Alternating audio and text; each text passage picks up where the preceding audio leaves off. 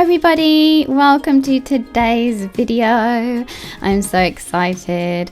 I'm going to be drawing this little witch today, and I just wanted to show you this first. This is where I got the inspiration from. I did this spread in my daily journal and these pumpkins as well. But I wasn't that happy with the way this spread turned out. Something just didn't look right to me. But I really liked the witch. So I wanted to just do the witch again and take inspiration from that sketch that I'd done. So right now I'm just outlining the sketch that I had already done. And I'm not being too neat with it. I do want it to have a very loose feel to the illustration, but I wanted it to be a portrait of this very cute witch. And as you probably already know, I am a huge fan of Halloween. I just love the spooky, cute side of Halloween. I really like the classic colours as well as the black and white. I've always had a bit of a soft spot for just black and white things, and Tim Burton style, I guess you could say, has always I've just always had a soft spot for it, and it's always just been something I'm drawn to. Even before I really knew who Tim Burton was, I had black and white checkers all over my room, and I used to paint my nails like it, and I had those black and white vans that were checkered. So yeah, I'm always drawn to it. I really don't know why, but I thought I would do this cute little illustration of a witch, as she was the one thing that I really, and the pumpkins, but the two things that I really loved from that illustration. And I decided to do it on a harder paper, a harder paper, you know what I mean, like a watercolor paper. So the watercolors that I'm going to be using, how cute is this? I put them in this little Tokyo Disney tin, and I just made my own travel watercolors. And these are mostly made up of a brand called Gekkoso. Now, Gekkoso is a store in Japan. I think it's over 100 years old, and they make their own paints in the store. And they are just such beautiful quality. I'd say for this many that I have in my hand, I think it was around 5,000 yen. So probably around $50 for those that I'm holding in my hand. But you can see how much I've used them in the pans there, and that was only one full pan. I still have probably 3 or 4 pans left in these tubes, I would say. So I think they are going to last me a long time. And then the other colours that fill up the rest of the pan are these, and they are by Holbein. I just wanted to try the watercolors by Holbein because I really like the pencil crayons. So yeah, that's what makes up this set. And I missed a green, so there you go. So I'm just spritzing the whole thing with water. I just do that for ease. And the little tin, by the way, I didn't really mention, I got it from Tokyo Disney, and it had sweets inside. But I just really wanted to use it for this. That's exactly why. Actually, no, I think Jack bought it me for our anniversary, and I wanted to use it for my paints. And the little pans, they just have a magnetic strip on the bottom, and I just stuck them in there and filled the pans myself. So what I'm doing here is just putting colour down. It really doesn't matter to me how neat it is.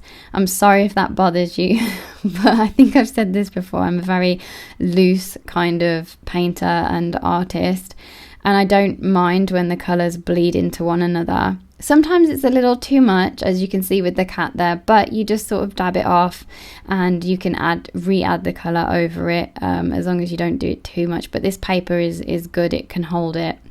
But I just wanted to get the colour down, and then I could add on top of it the darker layer. So with the hat, I wanted it to be almost like a galaxy with the blue and the purple and then the black as well, and I just left it to dry. I actually think I could have done it a bit darker because it dries lighter, and I always forget that. I always forget that the colours change when they dry. It's a bit like when you have a foundation and it oxidizes. People don't realise that it will change colour. So if you think, oh, this colour looks like it matches my face when it's in the bottle, but then you put it on your face and it's actually like a shade too dark or something, yeah, it's because it oxidizes. Same with the lipstick. You'll notice lipstick can change colour too. So here I'm just doing like a second layer of the green, and I really love the way it looks around her face. And by the way, if you want to point it out, I know her face is wonky. At the time I couldn't see it, and also once you kind of put pen down, you can't take it back, so you just have to accept the mistake. So I'm accepting that her face is wonky. I've said it before, I'll say it a million times, I'm not a professional artist. I'm just trying to have some fun, and I'm trying to show you that, you know, it really doesn't matter. I'm gonna say that a mistake is not really a mistake, it's just supposed to be there. This witch is not perfect, let's just say that. Okay, she's got a wonky chin, I don't mind it. But I do want to point out something that I learned from watching a YouTube video of a proper artist. She said that if you make a mistake in your work and it's a what do you call it, like anatomy mistake, so something that's kind of, the arms are too long or the ears are too big or something like that, or the eyes are wonky, which my eyes are, and I've had to point that out again, but but if you do something like that, then humans are like naturally drawn to look at that, like it looks odd. Why does it look odd?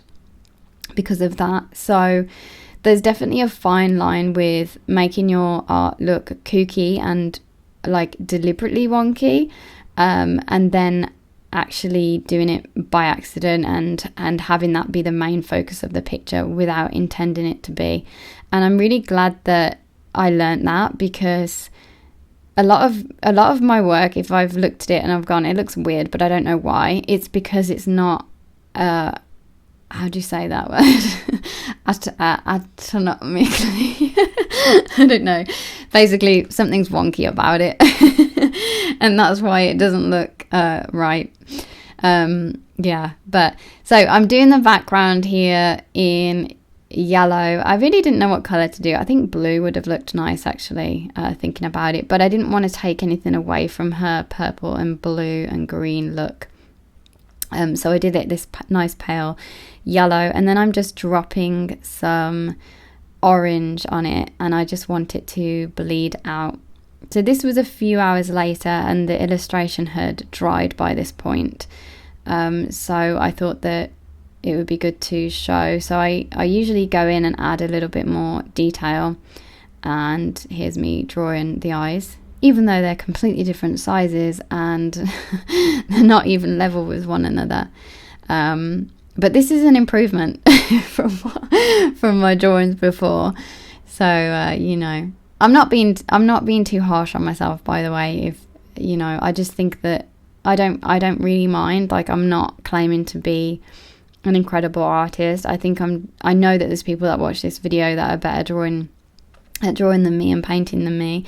And I just love to learn. I just love to learn from other people and different styles, and you know, be inspired and take that inspiration and turn it into something of your own. So yeah, I'm quite proud of her. I think she's really cute, and she's definitely put me in the mood for Halloween. I actually showed this to somebody and they were like, oh, it looks like you. And I was like, oh god, I ended up drawing myself again. Great. I was like, I'm not green with purple hair. Don't you think she looks like is it Selma from The Simpsons?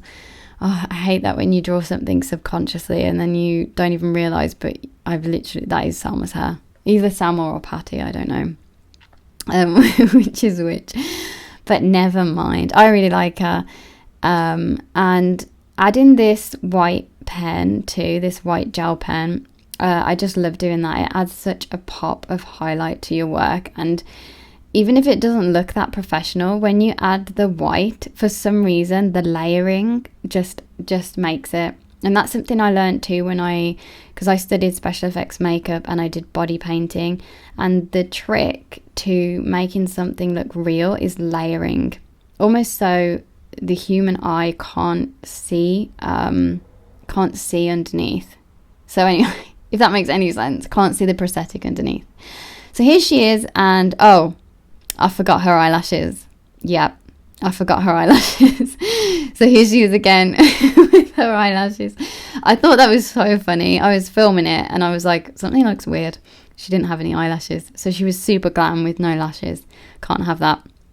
But yeah, I absolutely love her, and I hope that you enjoyed this too and it's inspired you in some way. Yeah, and I'll see you again next week with another video. Take care, guys. Bye.